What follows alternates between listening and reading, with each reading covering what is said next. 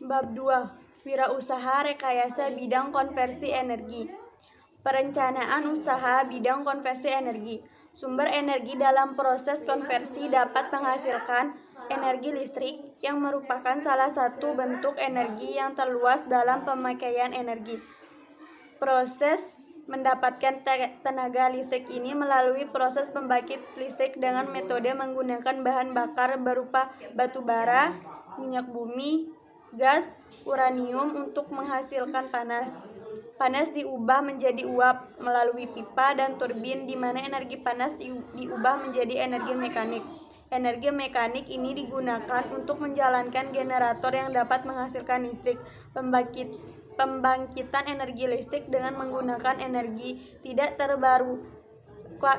terbarukan sudah mulai dikurangi untuk saat ini, dan alternatif yang dikembangkan adalah energi baru terbarukan yang ramah terhadap lingkungan. Sistem produksi peralatan konversi energi listrik. Pembangkitan listrik tenaga air. Tenaga air yang juga dikenal dengan istilah hydropower adalah energi yang diperoleh dari air yang mengalir. Air adalah sumber energi yang dapat diperoleh bebas di alam. Sumber air antara lain sungai, laut, danau, dan sebagainya. Energi yang dimiliki air dapat dimanfaatkan dan digunakan dalam wujud energi mekanis ataupun energi listrik. Pemanfaatan kincir air atau turbin air yang memanfaatkan adanya air terjun atau aliran air sungai. Energi ini sering disebut dengan hidroelektrik. Bentuk utama dari pembangkitan listrik tenaga air adalah generator yang dihubungkan ke turbin yang digerakkan oleh tenaga kinetik dari air. Perhatikan gambar di samping. Dari gambar tersebut dapat diketahui ada beberapa bagian dari PLTA. 1. Bendungan atau dam, berfungsi menampung air dalam jumlah besar untuk menciptakan tinggi jatuh air agar tenaga yang dihasilkan juga besar. Selain itu, bendungan juga berfungsi untuk pengendalian banjir. Yang kedua, turbin. Turbin berfungsi mengubah aliran air menjadi energi mekanik. Air yang jatuh akan mendorong baling-baling sehingga menyebabkan turbin berputar. Perputaran turbin ini dihubungkan ke generator turbin air, kebanyakan bentuknya seperti kincir angin. Yang ketiga, generator. Dihubungkan dengan turbin melalui gigi-gigi putar sehingga ketika baling-baling turbin berputar, generator juga ikut berputar. Generator selanjutnya mengubah energi mekanik dari turbin menjadi energi listrik. Yang keempat, jalur transmisi. Berfungsi mengalirkan energi listrik dari PLTA menuju rumah-rumah dan pusat industri. Yang kedua, pembangkit listrik tenaga angin. Pembangkit listrik tenaga angin adalah suatu pembangkit listrik yang menggunakan angin sebagai sumber energi untuk menghasilkan energi listrik.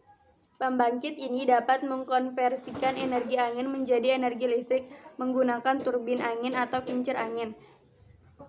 Sistem pembangkit listrik menggunakan angin sebagai sumber energi merupakan sistem alternatif yang sangat berkembang pesat, mengingat angin merupakan salah satu energi yang tidak terbatas di alam.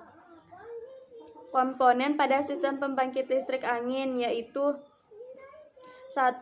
Anemometer, 2. Blades, yang ketiga kontroler, yang keempat gearbox, yang kelima generator, yang keenam high speed shaft, yang ketujuh low speed shaft, yang ke-8 nacelle, yang ke-9 pitch, yang ke-10 rotor, 11 tower, 12 wind direction, yang ke-13 wind fan, yang ke-14 yaw drive, yang ke-15 yaw motor, yang ke-16 penyimpanan energi atau baterai. B. Proses pembangkitan listrik tenaga angin. Suatu pembangkit listrik dari energi angin merupakan hasil penggabungan dari beberapa turbin angin sehingga akhirnya dapat menghasilkan listrik. Cara kerjanya dari pembangkit listrik tenaga angin ini yaitu awalnya energi angin memutar turbin.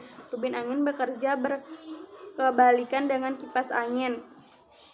Setelah itu angin akan memutar sudut turbin lalu diteruskan untuk memutar rotor pada generator di bagian belakang turbin angin.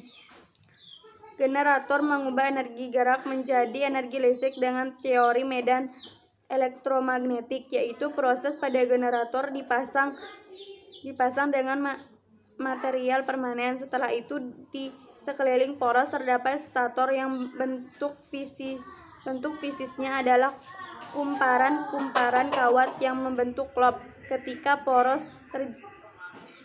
poros generator mulai berputar, akan terjadi perubahan flux pada stator yang akhirnya karena tegangan perubahan flux ini akan dihasilkan tegangan dan arus listrik tertentu.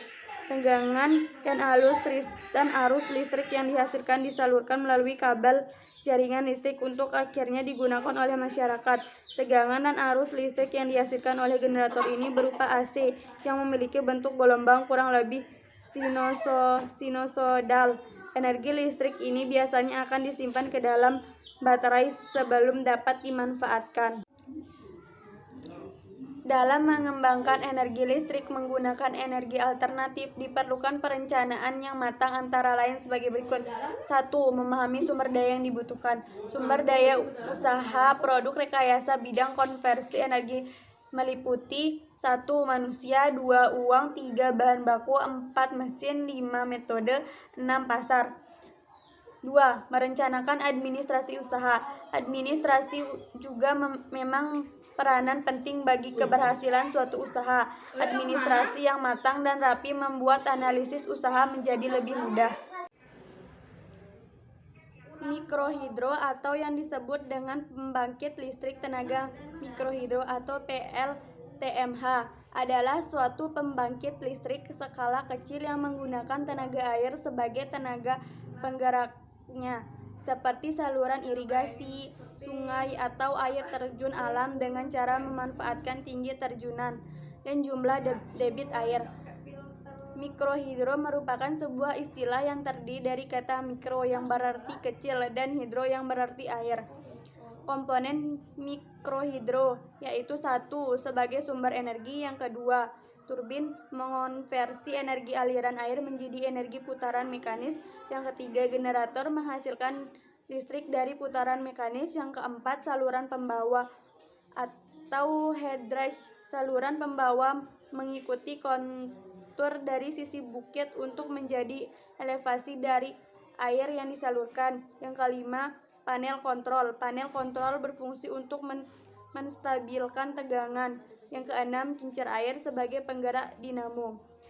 Kelebihan PLTM adalah 1. PLTMH cukup murah dengan pengembangannya. Yang kedua, konstruksinya sederhana. Yang ketiga, tidak menyebabkan pencemaran.